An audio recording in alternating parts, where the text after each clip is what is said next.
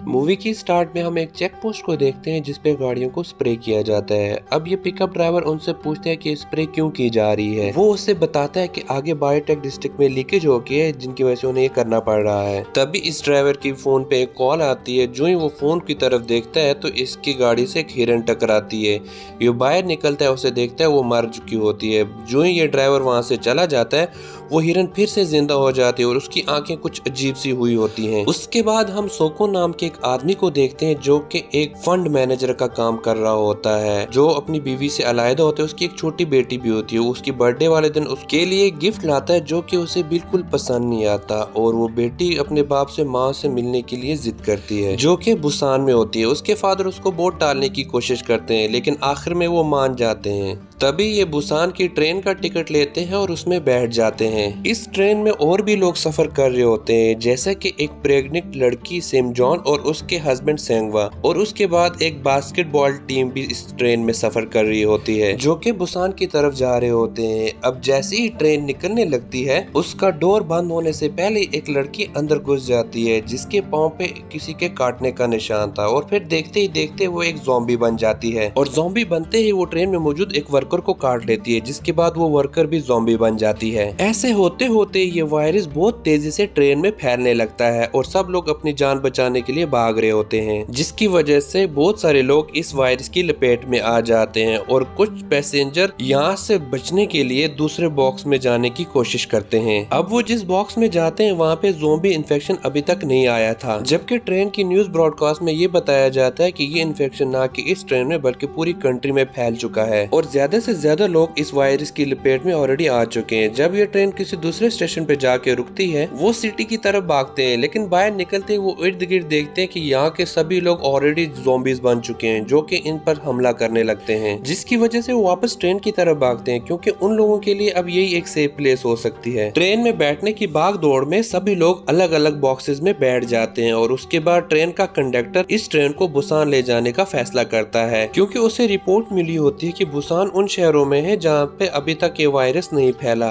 अब उस छोटी बच्ची के फादर सीको और उस प्रेग्नेंट लड़की के हस्बैंड सेंगवा और एक बेसबॉल टीम का लड़का एक डब्बे में होते हैं जबकि इनके बाकी फैमिली मेंबर और फ्रेंड दूसरे डब्बे में होते हैं। अब ये लोग मिलकर ट्रेन के आगे वाले डब्बे में जाने की कोशिश करते हैं और इनकी कोशिश में इनको बहुत सारे ज़ॉम्बी से बच के निकलना पड़ता है। अब फाइनली वो बड़ी मुश्किलों से उस डब्बे तक पहुंच जाते हैं लेकिन वहाँ पे मौजूद एक शख्स CEO यॉनसन उन्हें अंदर नहीं आने देता। उसका ये मानना था ये लोग भी इन्फेक्शन का शिकार हो सकते हैं और अगर वो इन्फेक्शन का शिकार हुए हम सभी ज़ॉम्बीज बन जाएंगे, इसलिए वो सभी लोगों को भड़काता है। तब सभी इसकी बातों में आ जाते हैं और वो इन लोगों को अंदर आने नहीं देते। अब इस फाइट के दौरान सिंगवा और एक और शख्स खुद को सेक्रीफाइस करते हैं ताकि वो खुद को सेक्रीफाइस करके बाकी लोगों को इजीली उस सेफ बॉक्स में पहुंचा सकें। अब फाइनली वो लोग दरवाजा खोलने में कामयाब हो जाते हैं और उस सेफ बॉक्स में पहुंच जाते हैं लेकिन CEO योनसोक इन 4 लोगों को चैम्बर में आइसोलेट करता है क्योंकि अगर ये इन्फेक्शन का शिकार हो चुके होंगे तो बाकी लोग इस इन्फेक्शन से बच सकें। दूसरी तरफ उसी बॉक्स में बैठे हुए एक औरत जिसकी हालत काफी खराब हो चुकी है क्योंकि उसकी सिस्टर ऑलरेडी एक ज़ॉम्बी बन चुकी थी। तभी वो जानबूझ के वो दरवाजा खोल देती है और उसके बाद सभी ज़ॉम्बीज अंदर आ जाते हैं जो कि उन पे हमला कर देते हैं। अब उस डब्बे में वही लोग बच जाते हैं जिनको पहले से आइसोलेट किया गया था।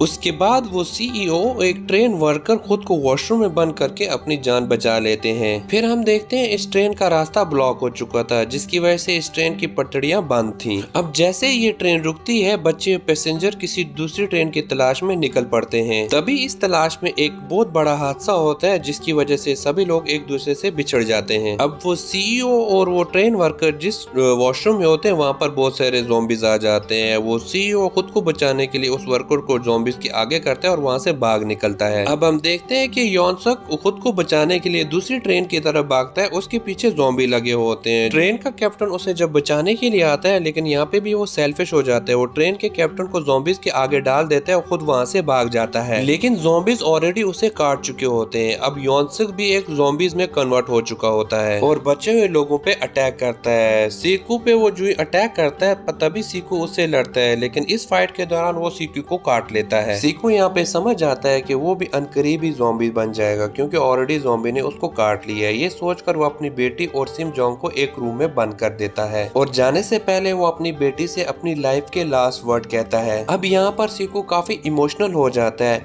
वो मरते हुए भी ये याद करता है जब उसकी बेटी काफी छोटी होती है और उसकी गोद में होती है। अब फाइनली ट्रेन बुसान पहुंच जाती है, लेकिन ज़ॉम्बी बनने से पहले सीको ऑलरेडी ट्रेन से कूद चुका था। अब वो छोटी बच्ची सुहान और वो प्रेग्नेंट औरत सिम जोंग वहाँ से उतरते हैं। लास्ट में यही दो लोग ट्रेन में सरवाइव कर पाते हैं। अब जो ही वो बुसान में इंटर हो रहे होते हैं, बुसान की आर्मी इनको देख लेती है जो कि खुद को ज़ॉम्बी से डिफेंड कर रहे होते हैं। उनको लगता है शायद कोई ज़ॉम्बी हमारी तरफ आ रहा है। वो इन दोनों को शूट करने वाले होते हैं, तभी उन्हें सोवान की साउंड की आवाज आती है जिसमें वो अपने फादर के लिए एक पोएम पढ़ रही होती है। उसकी आवाज सुनकर सोल्जर समझ जाते हैं कि ये दोनों कोई जिंदा लोग हैं। अब वो सोल्जर इन दोनों को लेके सेफ सिटी में इंटर हो जाते हैं और इसी तरह से ये मूवी यहाँ पे एंड हो जाती है। Thank you for watching.